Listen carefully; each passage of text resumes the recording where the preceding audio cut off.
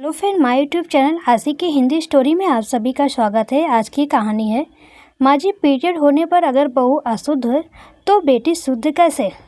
रिया एक आधुनिक विचारों में पली बड़ी लड़की थी जो हमेशा महिलाओं के हक के लिए लड़ती थी। उसकी शादी मुंबई में रहने वाले दीनदयाल उपाध्याय जी के बेटे राकेश से हो गई।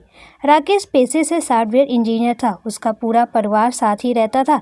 परिवार में एक बड़ी बहन सुनीता, दादी और मम्मी पापा रहते थे।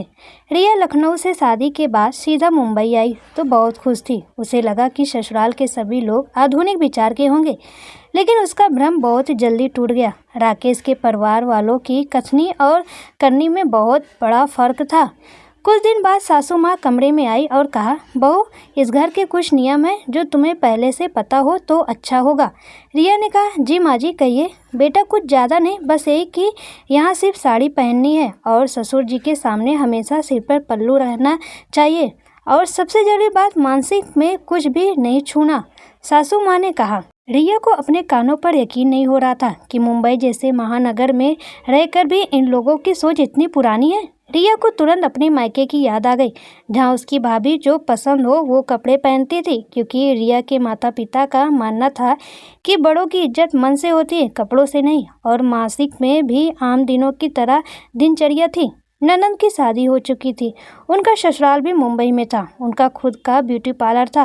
रिया साड़ी पहन के ही घर के काम करती। जिस दिन काम वाली बाई नहीं आती थी उस दिन तो उसके सिर पर घर के सारे काम आ जाते। घर तो ज़्यादा बड़ा नहीं था, लेकिन सबकी पसंद का खाना अलग अलग ही बनाना पड़ता था। रात में रिया ने राकेश को अपनी सास की कही हुई बात बताई और कहा, ये सारे नियम तो लोग सब गाँव में ही भी नहीं मानते, और मुंबई जैसे शहर में रहकर ऐसा कौन सोचता है और करता है। राकेश ने कहा, रिया, हम मुंबई में ज़रूर रहते हैं, लेकिन भारतीय संस्कृति का पूरा पालन करते हैं, वरना मैं अरेंज मैरिज क्यों करता, मैं भी लव मैरिज कर लेता। लेकिन राकेश, अच्छा सो जाओ, मुझे सुबह ऑफिस भी जाना है। रिया को पीरियड आया तो उसने अपनी सास को बताया। सासू माँ ने कमरे से राकेश के कपड़े निकाल लिए और कहा, राकेश की किसी भी चीज़ को हाथ मत लगाना। पीरियड के समय उसे उसके कमरे में जैसे कैद कर दिया। पहले दिन खाना भी मुश्किल से ही मिला और रात में राकेश भी हॉल के सोफे पर सोया। रिया सोचने लगी, अभी 5 दिन और कैसे बीतेंगे। दूसरे दिन बड़ी ननद आई। बाहर से ही रिया को आवाज़ दी, जी दीदी कहिए। रिया, देखो ना, मैं नए घर के गृह प्रवेश की पूजा का निमंत्रण देने आई थी और मेरे पीरियड आ गए। ज़रा सैनिटरी पैड देना, दरवाजे पर रख दो, मैं ले लूँगी। जी अभी लाई। रिया ने सैनिटरी पैड दिया। उसके बाद रिया ने जो देखा उसे अपनी आंखों पर यकीन नहीं हो रहा था। थोड़ी देर बाद उसकी ननद ने सबके लिए चाय बनाई, फिर रात का खाना भी बनाया और पैक करके अपने ससुराल के लेके भी गई। ये सिलसिला 5 दिन चला। जैसे तैसे 5 दिन निकले, लेकिन अब रिया ने ठान लिया था कि वो इस नियम को नहीं निभाएगी। रिया की सास दिन रात बेटी दामाद की तारीफ करते न थकती। रिया की सास ने कहा, बेटी दामाद हो तो मेरी बेटी दामाद जैसे। देखो बहू, तुम्हारे छुट्टियों में कैसे तुम्हारी ननद ने ससुराल, मायका और पार्लर तीनों संभाल लिया। लेकिन माँ जी, मेरी कैसे छुट्टियाँ, वो तो आपने ही कहा था कि कुछ मत छूना, और दीदी तो पीरियड में भी सब कुछ छू रही थी। हाँ वही, वो औरतों की छुट्टियां ही तो होती हैं, और बेटियां इसमें अशुद्ध नहीं होती, उन पर ये नियम लागू नहीं होते। अब इन बातों को छोड़ो और जाके तैयार हो जाओ। कोई अच्छी सी साड़ी पहन लेना, सुनीता के ससुराल जाना है गृह प्रवेश में, समझी। ये तैयार होकर निकली तो सासू माँ ने याद दिलाया, अरे ये क्या बहू, सिर पर पल्लू तो रखो। जी। रिया ने ना चाहते हुए भी सिर पर पल्लू रखा। पूरा परिवार सुनीता के ससुराल पहुंचा। सब एक दूसरे से मिले। तब तक सुनीता की सास आकर बोली, ये क्या रिया, अब कौन सिर पर पल्लू रख के ऐसे खड़ा होता है बेटा। हमने तो सुनीता को भी अपनी बेटी की तरह रखा है, चाहे तो अपनी सास ननद से पूछ लो। क्यों बहन जी, सही कहा ना मैंने। जी सही कह रही हैं आप, मैंने बहुत समझाया पर ये मानी ही नहीं। छोटे शहर से आके मुंबई जैसे शहर को अपनाने में समय तो लगेगा ही।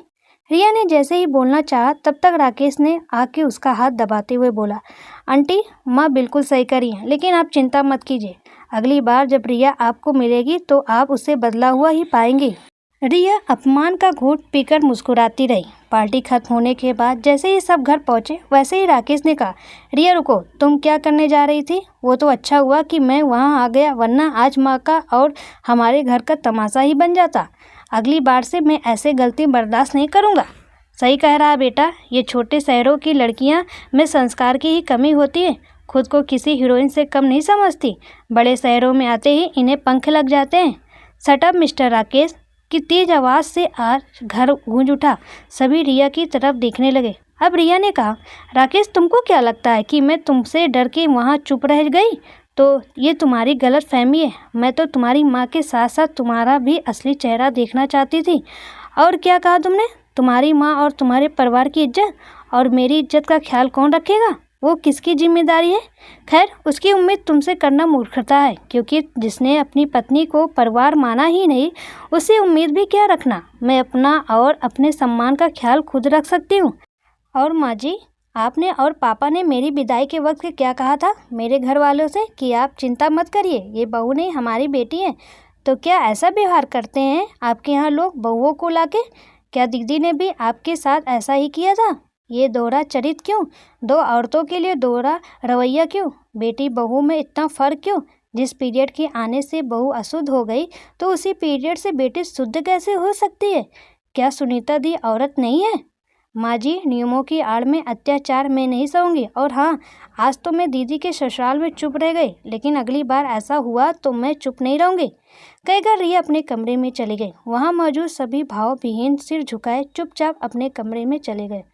बहुत बार दोस्तों ऐसा होता है जहाँ नियम की आड़ में बहू पर अत्याचार किए जाते हैं, लेकिन कोई इसका विरोध नहीं करता, और जो विरोध करता है उसे लोग बदतमीजी बेशर्म बहू का तमगा लगाकर समाज में बदनाम करते हैं। लेकिन मेरा मानना है कि हम महिलाओं को हर ऐसे नियम का विरोध करना चाहिए।